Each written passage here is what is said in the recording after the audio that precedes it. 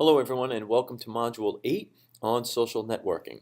This is a 2-week module, but you do have an assignment due 1 week from Monday. The reason why this is a 2-week module, but I still have a deadline in the middle for an assignment is because there's so much reading that I wanted you to do for this topic in this module, and it's nearly impossible to separate the reading from 1 week to the next, so I put everything together. You have 2 assignments, one of them is due on Monday. Now, in talking about the readings, I've said this at the beginning of the semester, but it's certainly worth repeating for this module. There's a number of readings that I chose that I think are, as you'll see, really helpful and give you some interesting perspective on designing for social networking sites. But this is a space that you all know better than I, moves very quickly, it changes rapidly. So to give you up-to-the-minute articles would be nearly impossible. So I want you to read these articles, obviously distill the information that they're presenting, include the information in your assignments, which we'll talk about in a moment. But this is a module where you really need to add your own experience, your own history with social networking, and your own perspectives.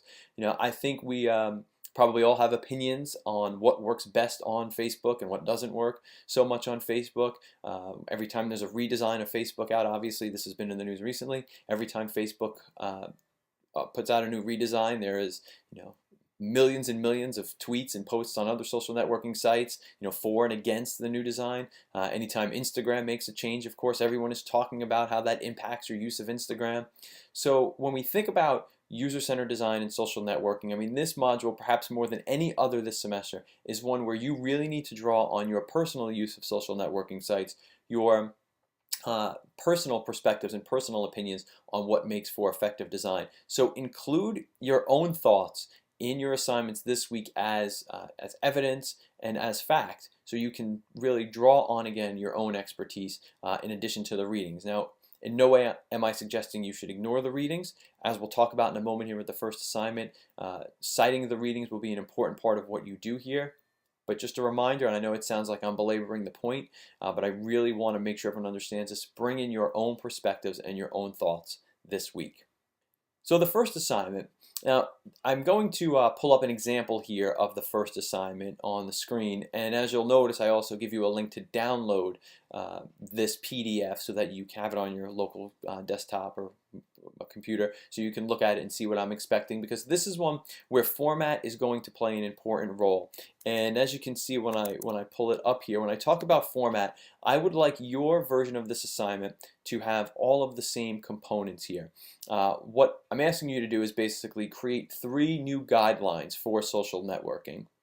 So the guidelines that you create are entirely up to you, but as I said, I want your guidelines to have the same components. So when we think about what that means, I'd like you to judge your guideline on 2 metrics here: relative importance as well as strength of evidence. You need a title and a guideline, a comment that explains in a little bit more detail why you feel this is an important guideline and what it will provide people who are reading this. And then, of course, list your sources. Now, the sources should come from the required readings this week, and that's also how you will determine strength of evidence. Strength of evidence should be based on how many of the readings talked about this or indicated that this were an important guideline.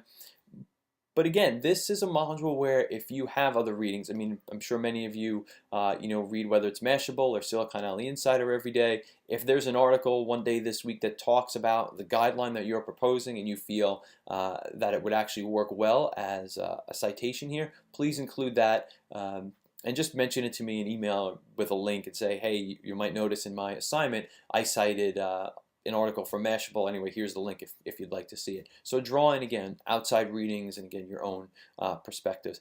And of course, it should have screenshots to show exactly what we're talking about. So here in this example, I pulled ResearchGate, which is a social networking site that you can find on the link I provided, and right at the top of the page, it does exactly what this guideline is asking you to do. It is explaining to the targeted user why they need to use this site over Facebook.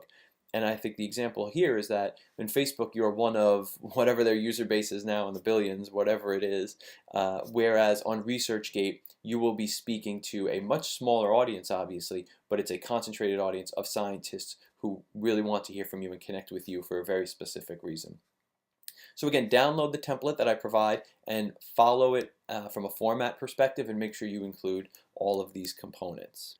Now, when we look at the second assignment, the output of this second assignment is a recommendation in the form of a memo that you would submit to your boss, is how you should look at it. And for me, I think that should give you enough guideline as to what I'm expecting here. I'm expecting well written, obviously, well thought out arguments, if you will, cited with evidence, with screenshots as well, because I think that will be important, especially when you're thinking about a memo that you submit to someone. You want them to take away the information as quickly as possible so that they want to learn more. And if you can have visual evidence to explain why the navigation may need to change, or why icons need to be larger or smaller or a different color, presenting the visual evidence of what that looks like now and how that might be deficient is the most effective tool you can include in a report like this. So again, let it be professional. Your viewpoint should be that it's being submitted to your boss. And I think this is implied and goes without saying, whenever you're submitting something in electronic format to your boss, you should assume that that can very easily be forwarded to her boss or her colleagues. So in many ways, you're writing for an audience far beyond that you might even be expecting. So you always want to make sure that you're putting your best foot forward, so to speak. On length here, let's not go over 4 pages, and that should include screen grabs. I know a lot of times when we talk about length, people want to know, how long does it have to be? Meaning, what's the minimum amount of pages it should be? Which is a great question to ask. But equally as important is thinking about the maximum number of pages, because as I'm sure many of you know, there is a such thing as too long. I don't obviously know every individual that you all work for, but if it's someone who just doesn't have the time or the attention span to want to read a 9-page document, you might as well have not submitted it at all, because it can be too long and lose their attention. So for this one, I think the 3 or 4 page target with screenshots is a good one for you to aim for. Now, the final piece of required viewing here is, as I said, there's a lot of readings, and now we have one required viewing clip, which is only a couple of minutes, and so will take you a couple of minutes, obviously, is a clip from the movie The Social Network, which I'm going to assume most, if not all of you have seen, considering you are in an interactive program. And I think this is an important clip just to go back and look at independently and with some of these thoughts in mind. I always think that social networking sites, work best when they allow you to interact or they resemble a real-world interaction that you can have. So, just going back to that ResearchGate example, what's so great about that is if you're a professional scientist, you go to conferences and you're on email lists with other scientists. So what ResearchGate is doing is giving you a virtual space, a digital community, if you will, to extend those physical relationships. So it resembles, in many ways, a real-world interaction. But we should also look at areas where social networking and digital sites can improve upon real-world interactions, and that's what I like so much about this clip. I don't want to give it away, because if I explain it to you, then you have no reason to see it, but it's something that the Mark Zuckerberg character thinks of one day, where he realizes there is one piece of information that most, if not all, of his targeted users, who at the time were only college kids, wanted to know about everybody they met. And he thought, well, first of all, I have to include a way for sharing that information. But by doing this on the computer, it could actually be more effective, because you sort of bypassed the awkwardness that sometimes comes with asking another person this piece of information. So he provided his users a very safe and conservative way to find out an important piece of information. And in no way am I suggesting that this one idea propelled Facebook to the incredible success that it's at now. But for those of you who saw the movie, you know that this part of the movie, and once he sort of integrates this idea into the website, it almost propels them to the next phase of their growth, and it really accelerates them to the next level, if you will. So definitely check out the clip. As I said, I'm sure you've all seen it, but look at it now by itself, and with this context, I think it will be helpful as you approach your assignments this week, especially the first one, when we think about and the second one, obviously, how are we improving social networking experiences online. So that is it for this week. Any questions, send me an email, and I'll be happy to answer them. Take care, everyone.